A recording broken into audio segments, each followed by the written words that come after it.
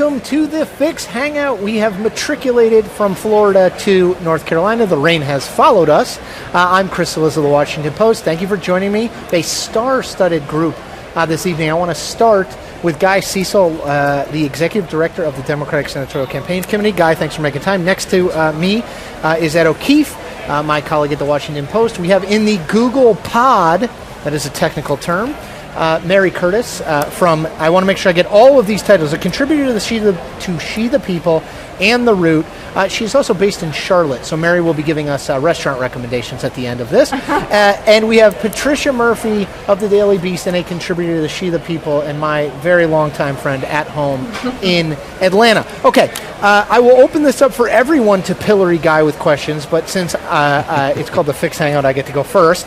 All right, Guy, tell me, you are the person in charge of trying to keep control of the Senate, which looked like a very iffy proposition a year ago. It still looks like basically a 50-50 proposition. Tell me where you think things are today. I assume you don't think it's lost, but tell me if there's one, tell me broadly where you think you are today, and then what are the one or two states, for somebody who doesn't follow this stuff that closely, that they really should pay attention to, because those are the races that kind of are going to swing things. Sure. Well, clearly from where we started in January of last year, we've made a lot of progress. I think most prognosticators, most activists would look at the Senate map where we were defending 23 seats. Right. The Republicans were only defending 10 seats. A lot of those were in red and purple states that we picked up in the wave election of 2006 and thought that our chances were remarkably small. And as time has progressed, despite the fact that there's been so much outside money against us, I do think today it's a 50-50 proposition, maybe a little bit better. In large part because we've managed to recruit some great candidates around the country. We've stayed relatively financially competitive, although certainly being outspent in some of our key battleground states. And frankly, I think the Republicans have made some mistakes in terms of who they've nominated and sort of how they're prosecuting the case against our candidates. For those that are casual observers, right, like me and you. Exactly. Who don't spend all their waking hours thinking about these things. I think the two races that are going to be somewhat determinative and the most interesting are the Massachusetts Senate race and the Virginia Senate race. Yeah. Virginia has been pretty much a tied election. It's amazing. Since two former governors in the race. You have George Allen, who lost his Senate race in 06, but had served as governor. Tim Kaine, former Democratic National Committee chairman and a former governor. Both incredibly well known. I think that election will end up being determined by women, particularly in the suburbs of D.C. and Richmond, but it's going to be a very close election, although I'm optimistic. And then Massachusetts, part of our election success this cycle depends on our ability to be aggressive about Republican seats around the country and not just to play defense, not just to defend Democratic seats. This is clearly a race that has gotten an enormous amount of attention. And money. Yeah, I mean, you have Amazing. the two highest raisers in the country. Ultimately, I think there are two things that are interesting about this race. Number one, about 800,000 more people will turn out in this election than turned out in the special election where Scott Brown won. And the second is that in all of the public polling and in our private polling, when you look at people that are undecided in the Senate race, they are likely to be for Obama by a 3 or 4 to 1 margin. In other words, they are voters that we should be able to. Yes. So I think those two, if you told me how they were going to go. Massachusetts and Virginia, those are good. I probably would have picked those two as well. Let me ask you one more and then I'll open it up. I want to talk more broadly about the party and the state of the party. If good for nothing else, conventions are good for a little navel gazing and figuring out where we were 4 years ago and where we are today. Now, 4 years ago, a little more than 4 years ago, you were brought in and served a very senior role in the Clinton primary campaign against Barack Obama. A rift, not you personally, but a rift, the Clinton and the Obamas, a rift in the party that everyone says is healed. Is there any lingering effect? Bill Clinton is speaking tomorrow night. Has everyone made nice? Yes. The short answer is yes. The long answer is yes. First of all, I think the president is not only speaking tomorrow, the former president, but is traveling around the country on the stump, raising money. Certainly, I think Secretary Clinton has done a remarkably good job as Secretary of State. The fact of the matter is, if you remember in the last convention, the storyline that was developing the day before, I remember it well. Both the Secretary and the former president spoke was, are they going to, are they really going to give it a good sell? Totally. And they both knocked it out of the park. And now there's growing stories about how the president's going to do and the former president's going to do, and he hasn't shown his speech to the Obama campaign. I think I'm not one for raising expectations prematurely, but I think that President Clinton will do a remarkable job tomorrow, and the rift, to the extent that there was one, is healed. Okay, let me open it up. Ed, Sure. Mary, Patricia, jump in. If you have a question for Guy, I think he can answer almost anything. I'll vouch for him. Let me ask you first. Well, let me ask you first. Go ahead, Ed, and then Mary. Go ahead. ahead. Let me ask you first about the fact that there are two contests that you guys are feeling much more confident about now. If you are a novice and only paying attention a little bit, those that pay attention a little bit more are now looking at North Dakota and New Mexico. Why are you guys so confident? What has happened there? Well, I'll take New Mexico first because I think it's the most straightforward. New Mexico is a Democratic-leaning state. The president has, I think, a pretty strong lead there. You have the largest Hispanic electorate in the country, and we've seen the polls recently on how Largest electorates in the are country. voting. That's interesting. I didn't know that. Huh. And I think the most notable thing is that my counterparts, the National Republican Senatorial Committee, just pulled their entire fall by from the state. So I feel very good about... And that, we believe, in the parlance of our world, means if they haven't given up on it, they're certainly not as optimistic as they want. I think that's a good way to put it. The fairest way you could put it. North Dakota, look, no one gave us a shot in North Dakota. And then Heidi Heitkamp got in the race, and people were still a little bit skeptical. But here's what we know. She is today in all of our internal polling, since she got into the race, been in the lead. Again, 1, 2, 3 points, but in the lead. And the other thing about Heidi is she hasn't been in elective office for a decade. And her name ID is still 90%, and she still has a net favorable rating, positive rating of about 20 points. I mean, people like her, they remember her fondly. Sometimes we underestimate the importance of that Especially in politics. in a small state, too, Yes. I would say. I mean, it's a big state. It's a big state by geography, but a small state by And again, by just looking at the population. money, Karl Rove's group has been running ads against her. The NRSC has just made a large buy in the state. So they're not spending money in a place that they think is already open. that's right. I think it's going to be a close race and go right down to the wire. Mary, jump in. Sorry about that. Go ahead. No, that's okay. It was going to be all about the economy, but now we're talking about the impact of the Ryan budget plan on the lives of individuals. We're talking about a woman's right to choose and how some of these state races are being nationalized by these issues. How is that going to have an effect on the outcome of the contests? Well, just taking the Ryan budget first, I think the fact of the matter is that the Ryan budget is about the economy. For a 54-year-old senior who's thinking about whether or not Medicare are going to be there for her, Medicare is an economic argument.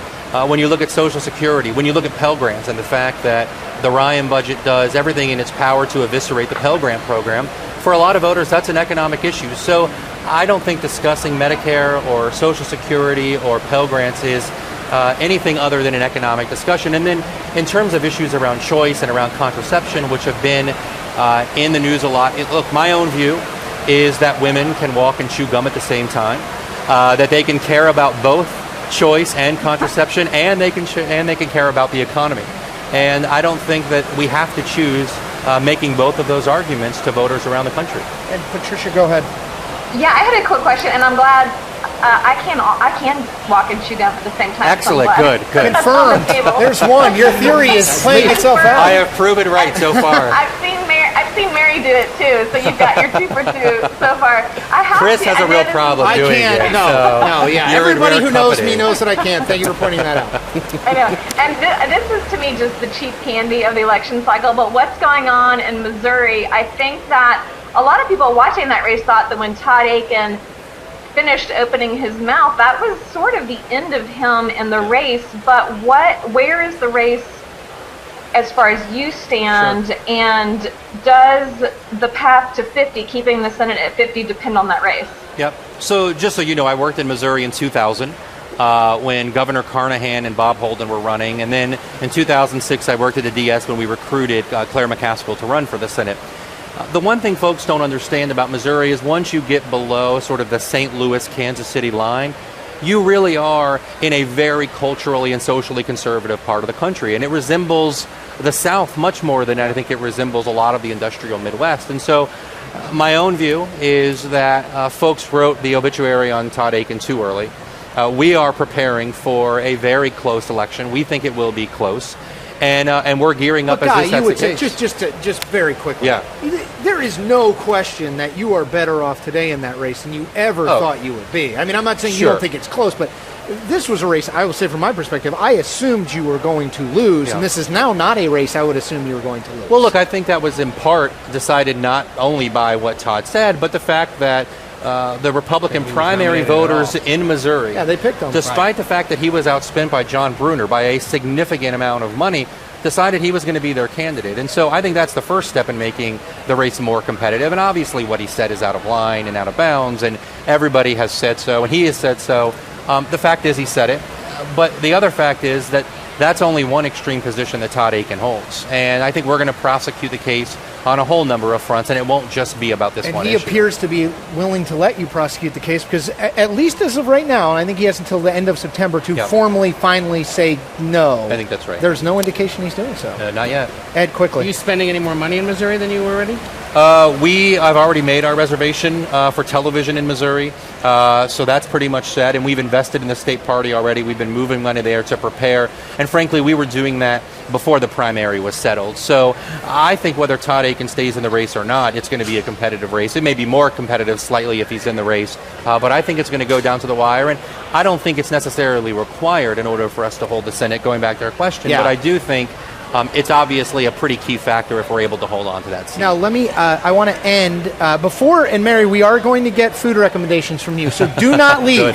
But before we do that, Guy, I want to end on one thing. Dick Durbin, Senator from Illinois, was in talking to Ed, actually, this morning. I want to play a little bit of what he said about the expectations game in the Senate, and we'll come back, we'll try to pin you down.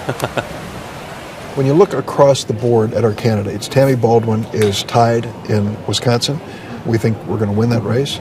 You mentioned Heidi Heitkamp in North Dakota, Shelley Berkeley in Nevada at this point.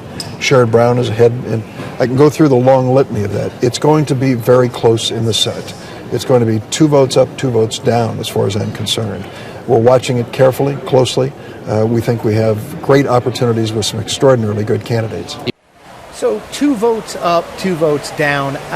You guys currently have a 3-seat majority. Is the most likely scenario that you lose seats but hold your majority? Yeah, look, I am not one to make predictions, and there I'm are stunned. a lot. I know Stunned it's by not going to that happen. We can go now. The Booker told me that you I know. know. Well, the Booker needs to be. But look, I do think the point that Senator Durbin made is inherently correct. It's going to be a very close election. The fact is we walk into this election cycle with over twice as many seats as the Republicans do in a lot of red and purple states. But I feel better about where we are today, and I think it's more likely that we will be 2 up than we will be 2 down when all the dust has settled. There's a slightly different way to ask it. Yeah. How many more Democratic women will be in the Senate? I actually think 5 are going to be. I think our women in these races are some of our strongest candidates. Mazie Hirono in Hawaii, I think, is likely to win. Shelley Berkeley has been in a very tight race in a state with a growing Hispanic population.